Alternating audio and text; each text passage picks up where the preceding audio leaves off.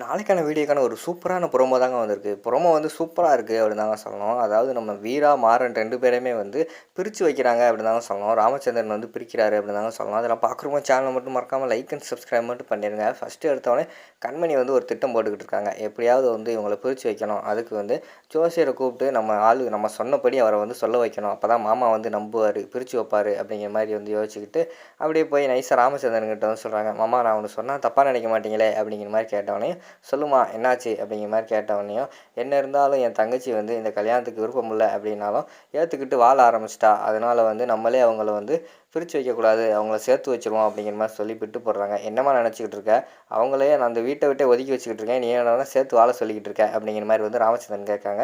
இல்லை மாமா, என்ன இருந்தாலும் அவங்க பண்ணது தப்பு தான், ஆனால் நம்ம அதை மன்னிச்சு தானே ஆகணும். இருந்தாலும் எனக்கு வந்து அவங்க 2 பேர்த்துக்கு ஜாதக பொருத்தெல்லாம் பார்க்கணுமாமா, அதான் உறுத்துது. ஜாதகம் பார்த்துட்டு அவங்க 2 பேர்த்த வந்து சேர்த்து வச்செல்லாம் நான் யோசிச்சுக்கிட்டு இருக்கேன். நீங்கள் தானே சொன்னீங்க அவங்க 2 பேர் விஷயத்தில் நான் எடுக்கிற முடிவு வந்து ஃபைனல் அப்படிங்கிற மாதிரி நீங்கள் சொன்னீங்கல்ல. அதனால் வந்து எனக்கு இப்போ ஜாதகக்காரங்களை கூப்பிட்டு ஜாதகம் பார்க்க சொல்லி அவங்களுக்கு என்ன ஏதுன்னு பொருத்தம் இருக்கா என்னன்னு பார்க்க சொல்லிவிட்டு அவங்கள சேர்த்து வைக்கிறது தான் கரெக்டுன்னு எனக்கு தோணுது மாமா அப்படிங்கிற மாதிரி சொல்லிகிட்டு இருக்காங்க.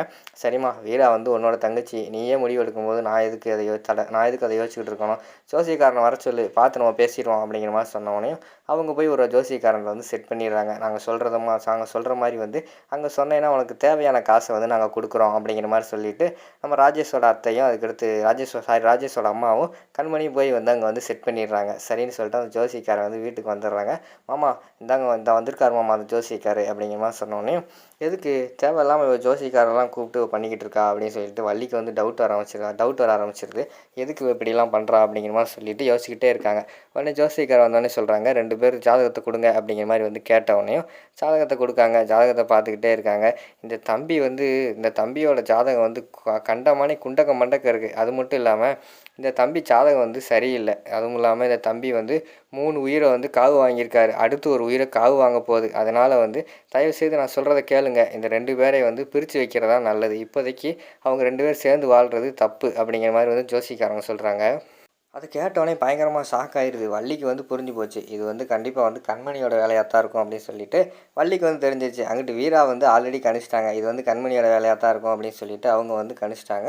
அடுத்து வந்து நம்ம மாறன் தான் என்ன தெரியாமல் புரியாமல் ஐயோ என்னாச்சு அப்படிங்கிற மாதிரி சொல்லிட்டு ஒரு ஆச்சரியமாக பார்த்துக்கிட்டு இருக்கிற மாதிரி காட்டுறாங்க. நான் சொல்கிறத சொல்லிட்டேயா, அடுத்து வந்து நீங்கள் பண்ணுறது தான் உங்களோட விருப்பம் அப்படின்னு சொல்லிட்டு அந்த ஜோசிக்காரன் வந்து போயிடுறாங்க. அதுக்கடுத்து எல்லாருமே அமைதியாக இருக்காங்க. என்ன பண்ணுறது எல்லாரும் பரபரப்பாக பேசிக்கிட்டு இருக்காங்க. உடனே ராமச்சந்திரன் வந்து சேரில் உட்காந்துக்கிட்டே இருக்காரு. எனக்கு தெரியுது நீங்கள் எல்லாம் பேசுகிறதெல்லாம் எனக்கு புரியுது, ஆனால் வந்து நான் இந்த விஷயத்தை வந்து அவ்வளோ சுலபமாக எடுக்க போகிறது கிடையாது. இந்த விஷயத்தில் வந்து நான் முற்றுப்புள்ளி வைக்கிறதுக்காக வந்து நான் முடிவு எடுத்துட்டேன் அப்படிங்கிற மாதிரி சொல்லிக்கிட்டு இருக்காங்க. எல்லாருமே என்ன முடிவு அப்படின்னு ஷாக் ஆகி பார்த்துக்கிட்டு இருக்காங்க. அதோட பார்த்தீங்கன்னா அந்த ப்ரோமோ வந்து முடிச்சிடுறாங்க. முடிவு என்னன்னு சொல்லிட்டு எபிசோடில் தான் வரும்.